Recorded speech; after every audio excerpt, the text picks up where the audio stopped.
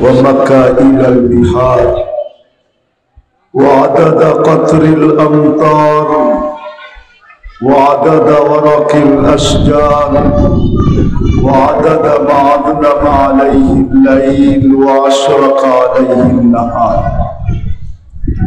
ولا تؤاري منه سماء سماء ولا أرض أرضا ولا بحر ما في قار ولا جبل ما في وار هو الأحد الصمد الذي لم يتخذ صاحبة ولا ولد خلق الخلق وأحصاهم عدد رفع السماء بقدرته بغير عمد بسط الأرض بقدرته على ماء الجمد قسم الرزق فلا ينسى من خلقه أحد ولم يكن له كفوا أحد الحي القيوم علي العظيم جواد الكريم حنان منان فعال لما يريد والصلاة والسلام على حبيبنا المصطفى الذي بعثه إلى الجن وإلى الإنس وإلى الأبيض وإلى الأسود بشيرا ونذيرا داعيا إلى الله رحمة للعالمين شفيع المذنبين حريص بالمؤمنين رؤوف رحيم صلى الله عليه وعلى آله وأصحابه وأتباعه صلاة وسلاما كثيرا كثيرا أما بعد فأعوذ بالله من الشيطان الرجيم بسم الله الرحمن الرحيم إن الله اصطفى لكم الدين وقال جل جلاله فلا تموتن إلا وأنتم مسلمون وقال جل جلاله لقد كان لكم في رسول الله أسوة حسنة وقال رسول الله صلى الله عليه وسلم سيأتي على أمة زمان لا يبقى من الإسلام إلا اسم ومن القرآن إلا رسم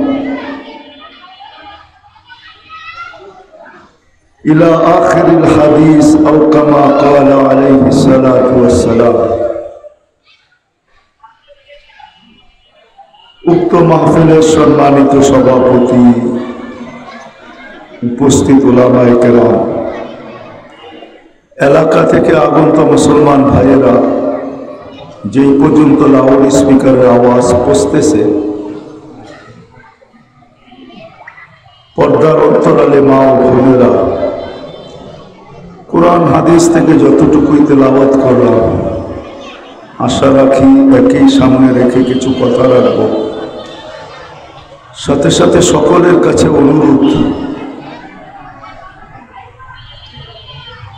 বা সকলের কাছে দোয়ার দরখাস্ত আল্লাহ আমাকে আপনাদেরকে সকল শ্রোতাকে দিলের কানে শোনা বুঝা এবং মানার তৌফিক দান করা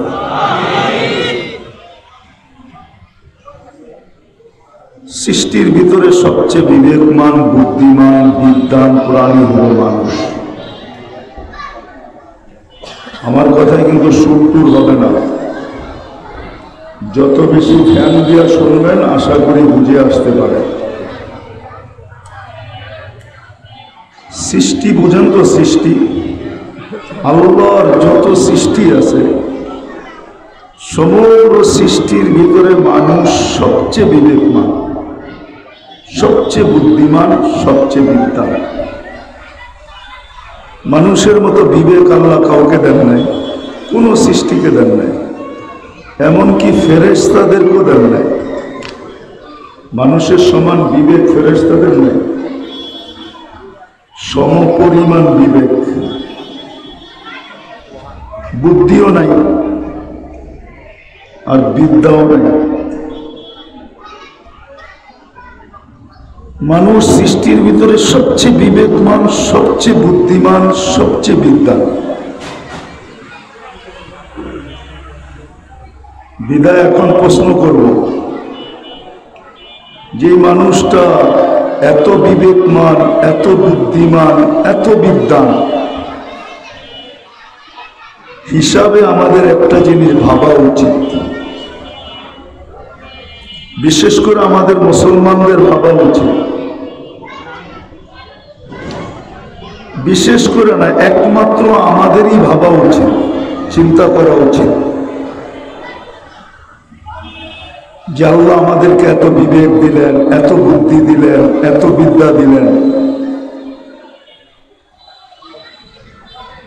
আমাদের ভাবা উচিত শুধু বুদ্ধি বিদ্যা, বিদ্যা বুদ্ধি বিবেক, বুদ্ধি বিদ্যা না,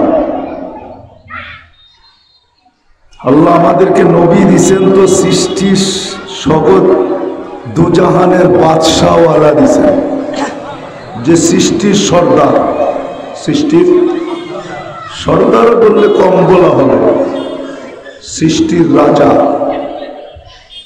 সৃষ্টির রাজা, যাকে তৈরি না করলে আল্লাহ কিছুই করতেন না, যিনি আল্লাহর হাবিব, যিনি আল্লাহর হাবিব পর্যন্ত কি বন্ধু, এটাও কম বলছেন।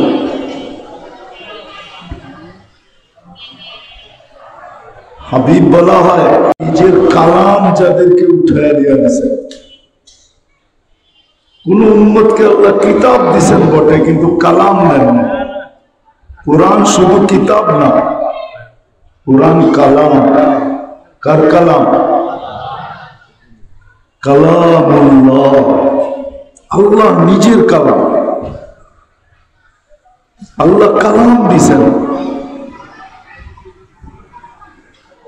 আরো গণাইতে গেলে সারা রাত্র পার হয়ে যাবে। সমস্ত উম্মতের ভিতরে আমাদেরকে শ্রেষ্ঠত্ব দিছেন, আমাদের চেয়ে শ্রেষ্ঠত্ব কোন উম্মতকে দেন নাই। কোরআন বলে কুনতুম খায়রা উম্মাহ। শুধু এখানেই শেষ না, আল্লাহ আমাদেরকে কুদরতি হাতে বাছাই করছেন। বাছাই বোঝেন কি? বাজারে কিনতে গেলে নিজে পয়সা পয়সা নেন তো, এটার নাম হলো বাছাই। কোরআন বলে হুয়া জিতাবাকুম, আল্লাহ আমাদেরকে বাছাই করা করা করা করা করা করা তারপরে উম্মতে মুহাম্মদের অন্তর্ভুক্ত করেছেন।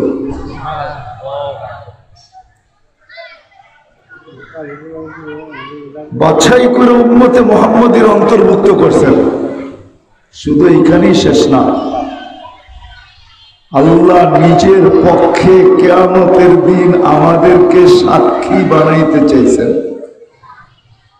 শুহাদা আলান নাস, কিয়ামতের দিন আমরা সমস্ত উম্মতের উপরে আল্লাহর পক্ষে সাক্ষী হিসাবে দাঁড়াবো। বলেন সাক্ষী আর আসামি এক জায়গায় দাঁড়ায়? আসামি কাঠগড়ায় দাঁড়ায় আর সাক্ষী জজের পাশে দাঁড়ায়। বুঝে গেল আমরা আল্লাহর পাশে দাঁড়াবো। যাদেরকে আল্লাহ এত কিছু দিলেন, আসল জায়গায় চলে আসি, কারণ আমার হাতে সময়ও কম। আর মাশাআল্লাহ সাবের হিসাব চলে আসছে, আপনারা ওনার কাছ থেকে শুনতে পারবেন মন গোড়া। এই জন্য আমি অল্প সময় পরিসমাপ্তি ঘটাবো, ধ্যান দিয়া শুনলে বুঝে আসবে। এত কিছু যাদেরকে দিলেন, তারা আজকে দুনিয়ায় সবচেয়ে নিকৃষ্ট কেন? সবচেয়ে বেশি নির্যাতিত কেন? সবচেয়ে বেশি নিষ্পেষিত কেন? সারা দুনিয়ার চোখে এরা সবচেয়ে বেশি ঘৃণিত কেন? সারা দুনিয়ার কাছে এরা সবচেয়ে বেশি অবহেলিত কেন? সারা দুনিয়ার কাছে এরা সবচেয়ে বেশি দীক্ষিত কেন? বুঝাইতে পারি না মনে হয়। যাদেরকে আল্লাহ এত কিছু দিলেন, এত ইজ্জত দিলেন, এত সম্মান দিলেন, এত বড় শ্রেষ্ঠত্ব দিলেন, এত বড় শ্রেষ্ঠত্ব দিলেন, এরা আজকে দুনিয়ার ভিতরে সবচেয়ে বেশি ঘৃণিত কেন? দীক্ষিত কেন? অবহেলিত কেন? লাঞ্ছিত কেন? নিষ্পেষিত কেন? আমার কথাগুলো বোঝেন? কেন? অথচ আমার সমাজের 90% মানুষই তো সর্বদিক দিয়া এদের রঙে রঙ্গিত, এদের রঙে রঙিন, ঠিক না? কি রাগ হয়ে গেলে মনে হয়? আমরা 90% মানুষই তো এদের রঙে রঙিন,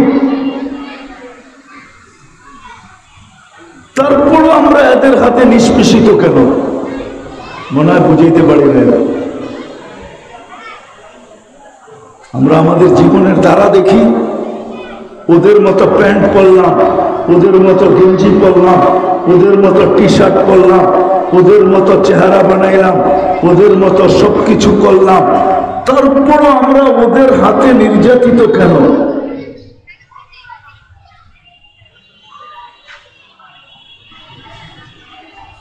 মনে হয় বুঝাইতে পারতেছি না আমি। কেন? সবই তো 90%ই তো ওদের মতো হইলাম। আজান হইলে ওরাও মসজিদে আসে না, আমরাও আসি না, ঠিক না? হ্যাঁ, রমজান আসলে ওরাও রোজা রাখে না, আমরাও 70% মুসলমান রোজা রাখে না, ঠিক না? ওরাও পর্দা করে না, আমরাও পর্দা করি না। ওরাও 3/4 পরে, আমরাও 3/4 পরি। ওরাও জিন্স পরে, আমরাও জিন্স পরি। ওরাও ইনকোরা পরে, আমরাও ইনকোরা পরি। ওরাও টাই পরে, আমরাও টাই পরি। সব তো ওদের মতোই করলাম। ওরাও সকালে ওইটা শেভ করে, আমরাও সকালে ওইটা প্রতিদিন শেভ করি, ঠিক না? তারপরও আমরা লাঞ্ছিত কেন? দুটা কারণ, দুটা জিনিস বুঝাইতে চাইলাম। যে একদিকে তো আল্লাহ আমাদেরকে এত কিছু দিলেন, তার সত্ত্বেও আমরা লাঞ্ছিত কেন? আবার ওদের মতো হইলাম, তারপরও আমরা ওদের হাতে লাঞ্ছিত কেন? তৃতীয় জাতির কাছে লাঞ্ছিত হইতাম তাহলে কথা ছিল। আমরা তো ওদের মতো হইলাম, আমাদের বিয়ে ওদের মতো, আমাদের শাদী ওদের মতো, আমাদের কেক ওদের মতো। ওদের কেকেও হ্যাপি লেখা থাকে, আমাদের কেকেও হ্যাপি লেখা থাকে। ওদের কেকেও হ্যাপি বার্থডে লেখা থাকে, আমাদের হ্যাপি লেখা থাকে। ওরাও 14 তারিখ মানে, আমরাও 14 তারিখ মানি। মনে হয় 14 তারিখ বোঝেন নাই? যুবকরা মনে হয় রাগ হয়ে যাবে, ঠিক না? ওরাও 14 তারিখ মানে, আমরাও 14 তারিখ মানি, ঠিক না? ওরাও 31st নাইট মানে, আমরাও 31st নাইট মানি। তারপরও আমি কেন নির্যাতিত? আশা করছি আমি শেষ জায়গায়, কথা লম্বা হবে না। মুসলমানও, যাকে আল্লাহ মুসলমানের ঘরে অস্তিত্ব দিয়েছেন, নিজ ইচ্ছায়, আপনি মুসলমানের ঘরে আজকে নিজ ইচ্ছায় আসেন নাই। আজকে বুঝবেন না যে আমি সবকিছু তো চেঞ্জ করলাম, এক জায়গায় চেঞ্জ করতে পারি নাই।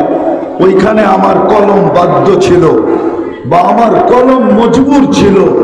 আমি ইচ্ছা ছাড়াও ওইখানে লেখা দিছি। যেই দিন আমি আইডি ফর্ম ফিল আপ করছি, ওই দিন ধর্ম কি, কলম আমার ওইখানে যে থাইমা গেছে, আমি নিজেকে ওদের মতো চেঞ্জ করছি তো করছি, কিন্তু ওইখানে যে আমি ইসলাম লেখা দিছি, আমার ধর্ম কি ইসলাম। আজকে বুঝে আসবে না, কালকে বুঝে আসবে। যেদিন সারা দুনিয়া চিৎকার দিবে ওই দিন বুঝে আসবে। কোরআনে একটা শব্দ আছে, লাউ কুন্না মুসলিমিন।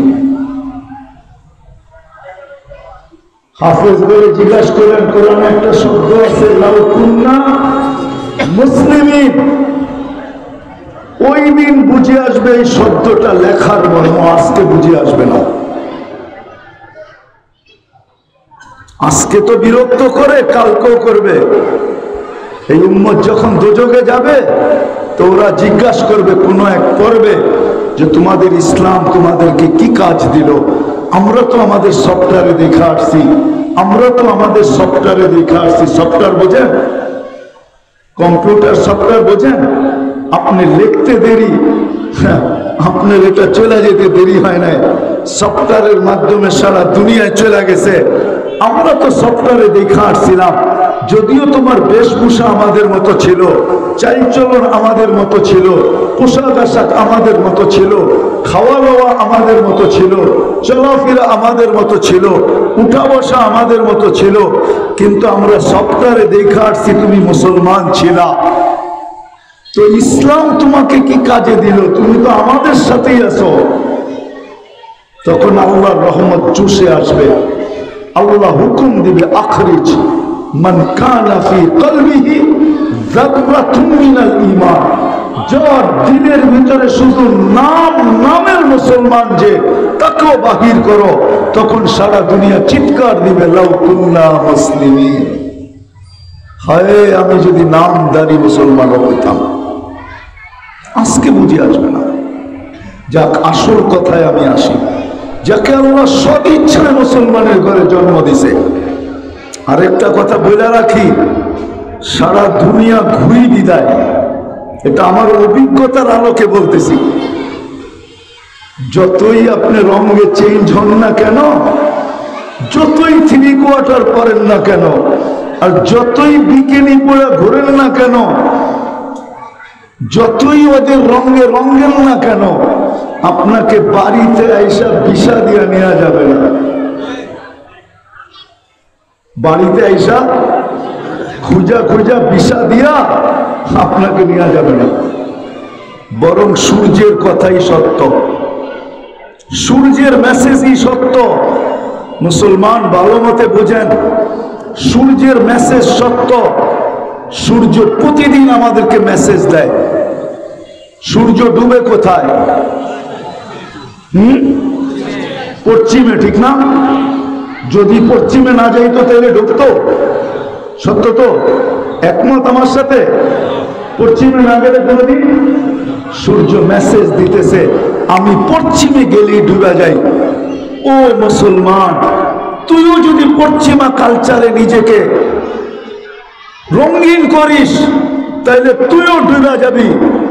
আমি যেরকম পশ্চিমে যায় ডুবে যাই, সূর্য কিন্তু প্রতিদিন আমাদেরকে মেসেজ দেয়া যায়। যদিও আপনি বুঝবেন কি বুঝবেন না জানি না, প্রশ্ন করবেন এই মেসেজ আপনি কোত্থেকে পাইলেন? দলিল দিতে পারবো, আমি মনীষীদের কথাই দিয়ে দলিল দিতে পারবো। সূর্য প্রতিদিন আমাদেরকে মেসেজ দেয়া যায়। ও উম্মতে মুহাম্মাদি, তুমি যদি পশ্চিমাদের দিকে তাকাও আর এদের রঙে রঙিন হও, তাইলে তুমিও আমার মতো ডুবে যাবে। আমিও প্রতিদিন পশ্চিমে যায় ডুবে যাই, কিন্তু আল্লাহ আমার ভিতরে সিস্টেম রাখছে, সকালে আবার আমি উদিত হই পূর্ব থেকে, কিন্তু তুমি ডুবলে আর কোনোদিন উদিত হবে না।